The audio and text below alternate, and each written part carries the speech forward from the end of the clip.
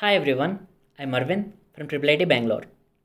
Today I'm presenting our research on building an indoor positioning system suitable for dynamic environments like homes, offices, and hospitals. This effort arose from a need to track dementia patients at a mental health research facility in Bangalore.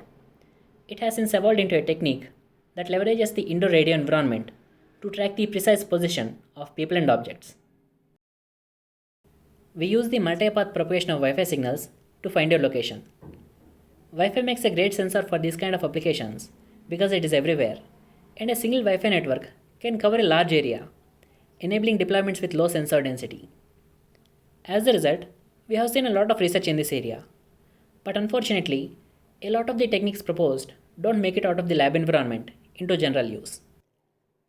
This is because a lot of the techniques require specialized hardware, need multiple antennas or routers, ignore real time operation, or have requirements that cannot be practically met outside a research facility. So, we designed our system to have the minimal hardware and computational requirements. It needs just a single antenna and a single router and operates in real time on low cost embedded platforms like the Raspberry Pi. The processing is lightweight enough that it can be done on the device without requiring you to upload the huge amounts of wireless channel data generated to the cloud. Here is how it works. As Wi-Fi signals travel through a medium, the channel changes the signal and its intensity drops due to propagation. The relation between what was transmitted at the router and what you receive is called the channel response. Because of OFDM, the Wi-Fi signal is split into multiple subcarriers. The channel response for all of the subcarriers together is called the channel state information or CSI. In indoor spaces, these Wi-Fi signals are reflected by walls and furniture and reach you via multiple paths. So their CSI is different at different places and can be used as a fingerprint to predict your location. But when you're fingerprinting in a dynamic environment with people moving around, these Wi-Fi signals are affected by human bodies and even by other moving objects like ceiling fans and doors. So the multipath radio environment keeps changing and the fingerprints become noisy and unusable. Here is the CSI fingerprint of a location in my living room. The noise here is added by human activity and also by the automatic gain control inside the Wi-Fi chip. To clean it up, we discarded the noisiest of the CSI samples and then in a fashion inspired by astrophotography, we combined multiple samples to generate a CSI sample with reduced noise. Here is the same fingerprint after the noise removal process. It has less number of samples, so it needs less storage space, but it is also more reliable than the former.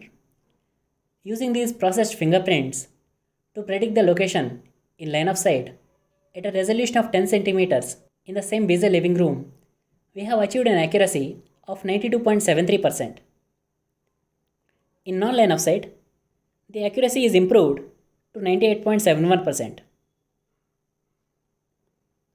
Accuracy is lower in non-line of sight because the line of sight Wi-Fi signal is really strong and drowns out the nuance that signals from other paths add to the fingerprints.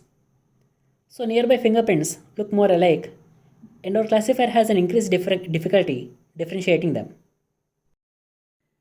To the best of our knowledge, this is the highest accuracy achieved by a Wi-Fi localization system using a single router. We evaluated different classification algorithms for localization. Here is naive Bayes, decision tree, support vector, and random forest classifiers. Support vector and random forest classifiers had the best accuracy, while the Bayesian classifier had some trouble, especially in line of sight. Here is the average error in centimeters for the same classifiers. As you would expect, support vector and random forest classifiers performed the best here as well.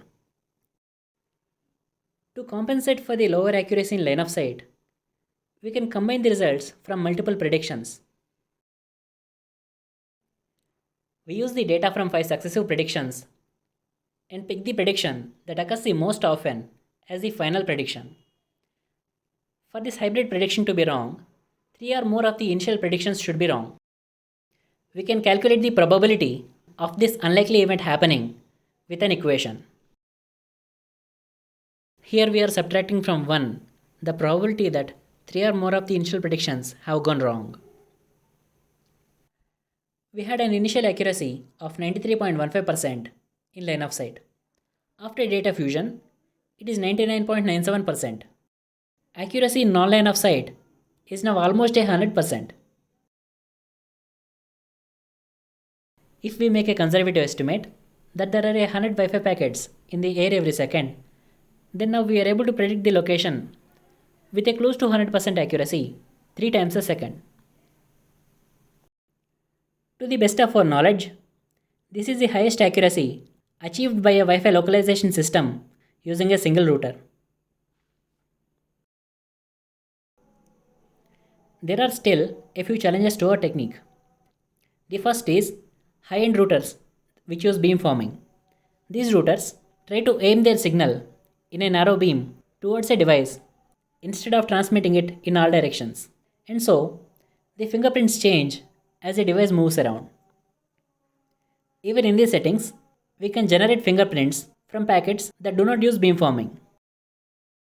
An alternative is to connect to the router so that there is always a beam pointed towards you and then fingerprint this beam. If there is no beamforming involved, you don't need to be connected to the router to use it for localization with our technique.